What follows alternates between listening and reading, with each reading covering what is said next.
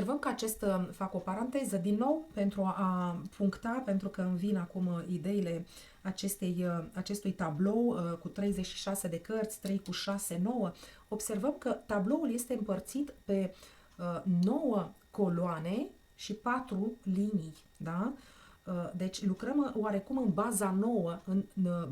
Baza nouă este baza numerologiei tradiționale. 9 cifre, baza nouă, da? Și am avut cardurile de la 1 la 9, mergem pe a doua linie, cardurile de la 10 la 18, da? 1 cu 8 fac 9. Am spus după casa 9, urmează normal, cronologic, casa a 10. Casa a 10 este reprezentată de simbolul coasei, fo. Deci, dacă este să asociem cu tarotul de Marsilia, acest simbol al coasei ne poate duce la arcana 13, pentru că acolo avem o coasă, da? Dacă este să-l asociem cu arcanele minore, aici avem valetul de romb asociat cu valetul de monedă, da? Energia pământului. Și, într-adevăr, ce face această coasă? Grafica ne arată că a tăiat spicele de grâu, deci a cules recolta. Aparent, autorii de manuale Lenormand prezintă acest card 10 într-o energie destul de negativă, pentru că nu e așa, coasa este un simbol care taie și da, pe vremea domnișoarei Lenormand nu erau tractoare care semănau, recoltau, da? Nu se lucra mecanizat, se lucra manual. Ori coasa, v-am explicat-o și în arcana nenumita, am să o pun aici, să o asociez, pentru ca voi vizual să faceți această conexiune. În această mișcare a coasei este nevoie să se facă o mișcare rapidă, astfel încât spicele de grâu, de iarbă să fie tăiate, da? Este nevoie de o mișcare rapidă. Deci, acest card, acolo unde este în etalarea voastră, ne arată o mișcare, o dinamică rapidă. Așa cum și aici am avut o dinamică rapidă în viteza calului, da? Dar aici vin veștile. Ori aici se culeg veștile, dacă e să analizăm pe verticală, da? Culegem veștile sau tăiem picioarele calului. Deci putem vorbi de o boală, de un accident într-o călătorie, da? Sau, din contra, culegem, dacă facem o etalare într-un domeniu, să spunem, profesional, putem analiza că culegem roadele. Și, într-adevăr, acest buchet de flori, da? Cu ce le tăiem? Cu o coasă sau cu o seceră, da? Și nu tăiem doar buchetele de flori, nu tăiem doar ceea ce ne place, ușor, confortabil, pentru a ne crea un ambient floral, da? Stimulăm aici, dacă e să asociem cu organe de simț, aici sunt stimulate foarte bine în cele două arcane, simțul mirosului, da? Simțim parfumul florilor, simțim parfumul secerișului, da? Al ierbii, al fânului. Am spus aici, acțiunea este rapidă și asta poate duce la accidente, necazuri sau poate duce la o recoltă care vine foarte repede, da? Se aduce, când vorbim de o analiză, am spus profesională, financiară, o recoltă care vine foarte repede. Urmează casa 11-a, biciul, mătura și biciul, da? Mătura și biciul. În medalion avem valetul de treflă, adică valetul de bâte, elementul focului, deci este o energie de foc, de dinamică. Simbolul măturei și a biciului. Ce face mătura? Mătura dă deoparte, triază, da? Dăm deoparte, facem curățenie. Am secerat grâul, trebuie eliberat tot terenul, curățat pentru a putea să facem spațiu nou, da? Pentru o nouă cultură, o nouă cultură în sensul de o recoltă nouă ulterior. Dar biciul poate fi un instrument, o unealtă care lovește, da? Care duce la ceartă sau duce la pedeapsă. da? Și putem vorbi aici despre o pedeapsă. Ce se întâmpla încă în epoca domnișoarei Lenormand, încă erau sclavi sau slugi sau legile, pentru că acest simbol al biciului îl regăsim în arcana majoră 8, justiția, dacă este să facem o astfel de asociere. Da? Aici, în vestimentația justiției, putem vedea un bici. Vedeți? Aici ține balanța, da? Dar din mâna ei, în partea de sus, este reprezentat un bici, adică justiția. Folosea foarte multe care pedepsea și dădea legile și legile erau încălcate și atunci justiția te pedepsește și pedeapsa era și prin tortură, da? Foarte multe, avem un ciocănel cu cui, avem o sfoară, avem un bici. Deci putem vorbi aici despre o energie, am spus, de foc, energia sângelui, da? Pentru că tortura duce la sânge, la sângerare, da? Și sau putem vorbi de o justiție prin acest simbol al biciului, mătura și biciul. Mergem mai departe. Ce mătură acest simbol, această casă? Putem vă spune că mătură toate șansele, speranțele care au fost, da?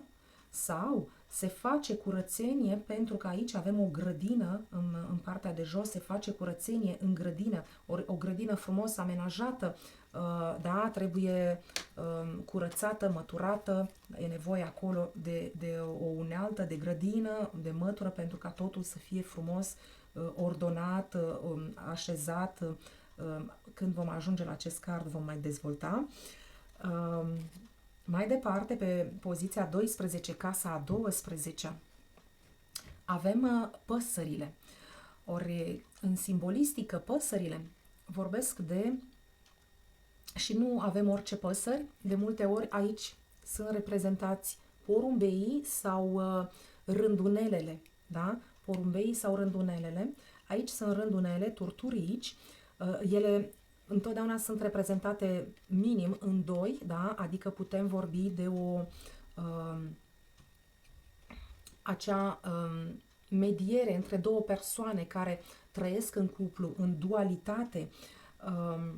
Este nevoie pentru a se ajunge la această armonie a dualității în care să se stea în cuib, da?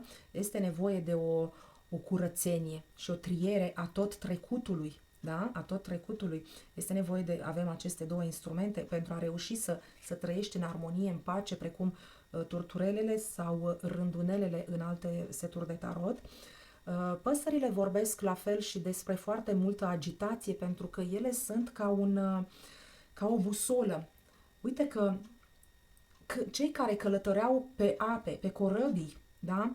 Aveau busole, da? Era cunoscută acest instrument de călătorie, de ghidare, busolă, sau se ghidau după păsări, după migrația păsărilor, pentru că poate turturelele nu, dar rândunelele sunt păsări călătoare și uite că se ghidau după aceste păsări sau ne putem ghida, învăța foarte mult din manifestarea păsărilor, cum ele își păstrează cuplul, da? Am spus că sunt turturele sau rândunele, sunt specii de păsări care sunt fidele cuplului lor, da? Nu-și schimbă partenerul de viață, dar sunt la fel păsările aduc foarte mult, aduc veste, aduc informație, mesaje, dar aduc și foarte multă gălăgie, agitație, pentru că în funcție de starea meteorologică care există în jur, da, ele aduc și foarte multă nervozitate prin ciripitul lor, strică liniștea casei, da? Sau, din contră, ele ne ajută prin călătoria lor, migrația lor, ne ajută să ne ghidăm care este nordul, sudul și când vine vremea bună, când vine vremea rea, da? Mergem mai departe. În casa 13 avem copilul și în medalion aici avem valetul de pică sau de frunză neagră, valetul de săbii, asociat cu valetul de săbii, deci un element al aerului. Avem un copil aici în plină natură care se joacă, energia copilului. Avem aici ceea ce duce la joacă, da? Un copil în acțiune în joacă. În joaca lui copilul are foarte multe, ca acest valet de săbii, de pică, are foarte multe, el creează jocul, el are idei, da? Pica sau spadele sunt simbolul aerului, al ideilor. Ori ideea este, la început este naivă, precum un copil, da? Și ideea vine așa dintr-o joacă. Când tu te joci, exact ca acest joc oracol Lenormand, în felul acesta trebuie să fie interpretarea voastră a simbolurilor sau să scoateți simbolurile ca un copil în joacă, da? Jucați-vă la început, am spus, 2-3 cărți, să vedeți cam cum subconștientul vostru face asocierea între simboluri și ce într-adevăr simbolizează pentru voi fiecare card într-o energie pozitivă și într-o energie negativă. Mergem mai departe pe poziția 14 sau casa 14. După energia copilului, jucăușă, naivă, aici vedem energia tinereții, avem vulpea. Da? Ori vulpea poate să aducă destul de multă, ce trebuie să învețe un copil în joaca lui, supraviețuirea. Ceea ce face energia acestei ca și simbol al vulpei. Vulpea știe să supraviețuiască, are un instinct de supraviețuire, la fel ca copilul care însuși are acel instinct sau trebuie să și-l dezvolte. Un copil care trebuie să crească, să-și dezvolte instinctul lui de supraviețuire pentru a ajunge un om ferm, stăpân, da? Pe el urmează ursul în casa 15. Sau un copil care este prea naiv, poate învăța destul de multe și retricuri, minciunele, poate învăța ipocrizia sau poate învăța onestitatea. Da? Rămâne la latitudinea celorlalte cărți din jur, cum învață, pentru că uite aici pe diagonală avem norul și în funcție de gândurile pe care le dezvoltă acest copil, pentru că vom învăța în metoda etalărilor că aceste carduri se analizează și în această formă de L, da? De la copil, ajungem aici la gânduri.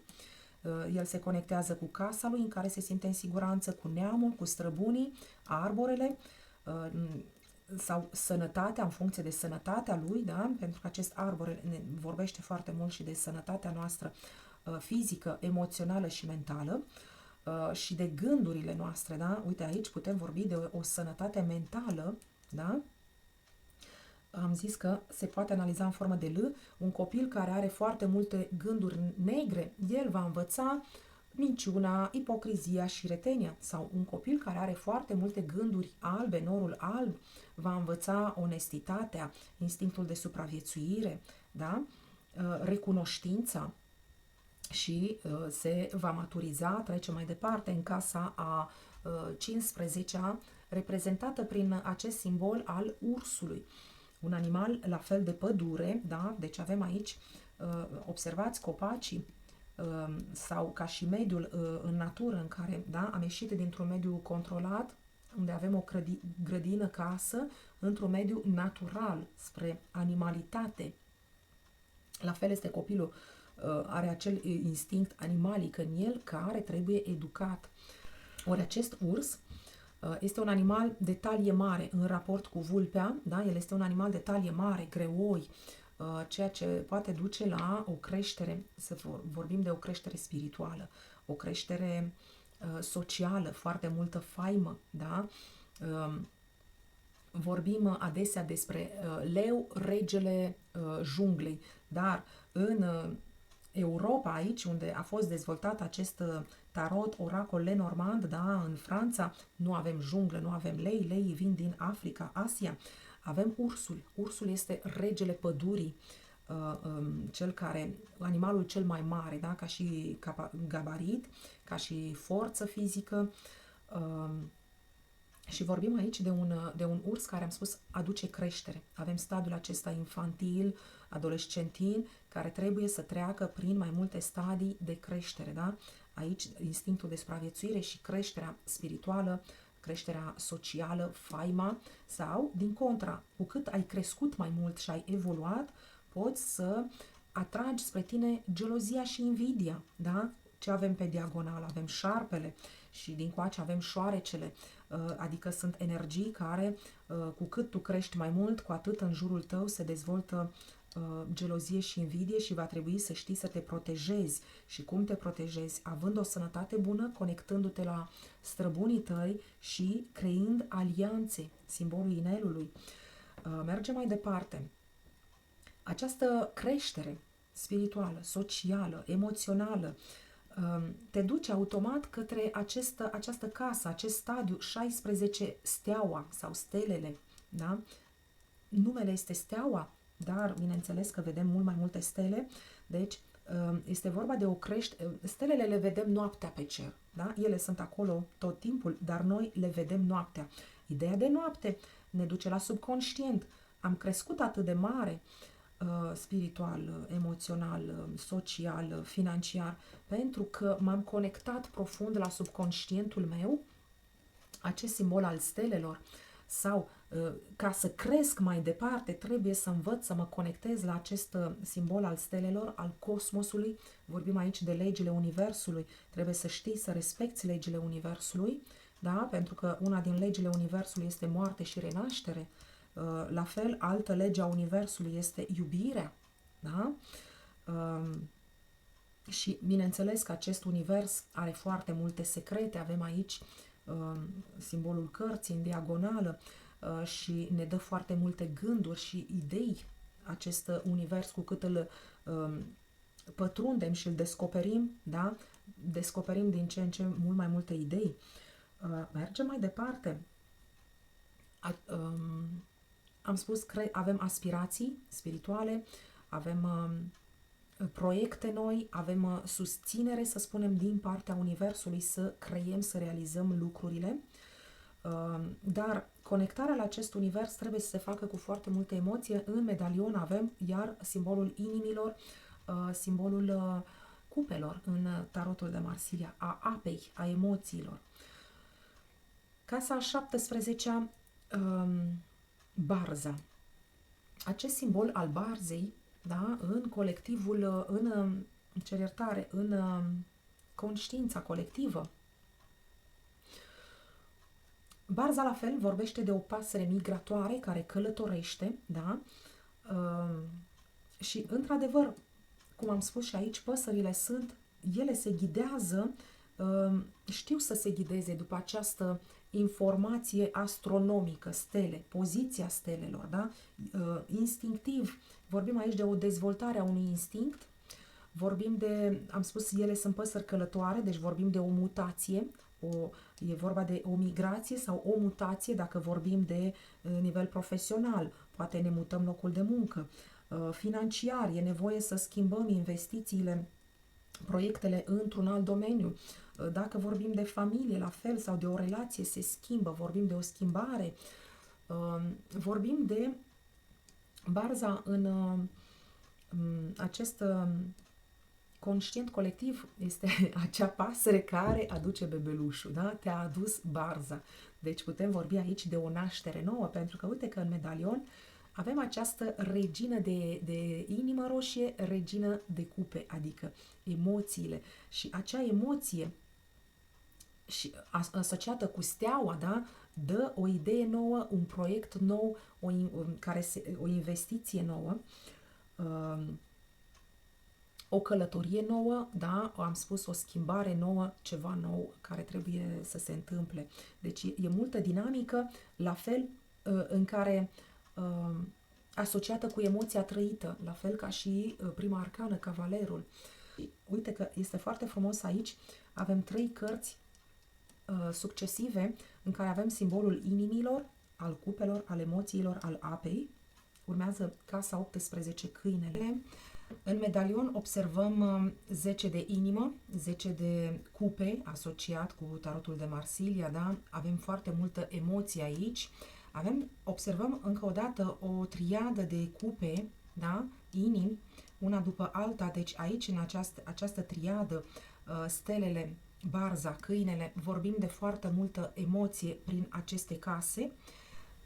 După ce am trecut prin două case, vulpea și ursul, în care energia treflelor, adică energia bâtelor, energie de foc, de acțiune, s-a făcut simțită această energie, după atâta energie de foc, am spus, se trece la o energie de apă, energia inimilor, atât în conectarea cu Universul, cu legile Universului, în care se coboară din acest ego al ursului, da, în care steaua, prin legile Universului, ne face să înțelegem acel echilibru între faimă și invidie pe care am atras-o aici în casa a 15-a ursului. Și uite că un simbol al berzei, da, care coboară din cer, și am spus că e un simbol al nașterii, al venirii unui copil sau al nașterii unui idei, unui proiect nou, da? Acest simbol al berzei care aduce schimbarea în viața noastră, mergem și căutăm. Orice schimbare ne trezește iar emoții, da, prin regina de inimă, orice schimbare ne aduce nevoia, necesitatea de a ne conecta cu un arhetip al prieteniei. Acest câine face trimitere la un arhetip al prieteniei, un prieten în care să avem credință, în care să avem încredere, da? Un prieten căruia să putem să ne, spunem așa, spovedim, să ne mărturisim, da? Care să fie, la care să ne confesăm. Un prieten fidel care să păstreze secret toate aceste emoții ale noastre. Dacă e să privim un pic și pe coloană, da? Un prieten care merită recunoștința printr-un simbol al buchetului, un prieten care să ne resusciteze, da? După o perioadă de doliu, un prieten căruia putem să-i încredințăm secrete, da? Ca și mesager, ca un poștaș căruia să-i încredințăm documente secrete. Avem aici pe diagonală cartea și scrisoarea pe coloană. Mergem mai departe. După casa 18, da, trecem în casa 19. Și uite,